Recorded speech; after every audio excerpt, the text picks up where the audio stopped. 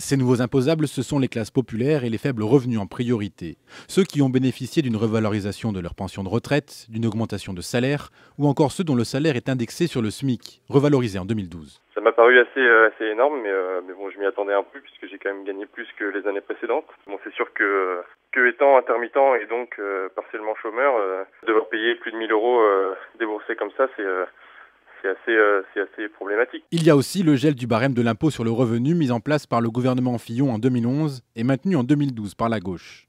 Sans compter la fin de la défiscalisation des heures supplémentaires et la suppression de certaines niches fiscales décidées cette fois par François Hollande. Décisions qui se traduisent mécaniquement par une hausse de l'impôt à payer ou qui font basculer les revenus modestes dans la première tranche d'imposition. Il apparaît clairement, une fois de plus, que François Hollande a menti aux Français. Aujourd'hui, nous sommes rentrés dans un modèle fiscal qui alourdit et qui matraque l'ensemble des classes moyennes, voire des classes moyennes inférieures.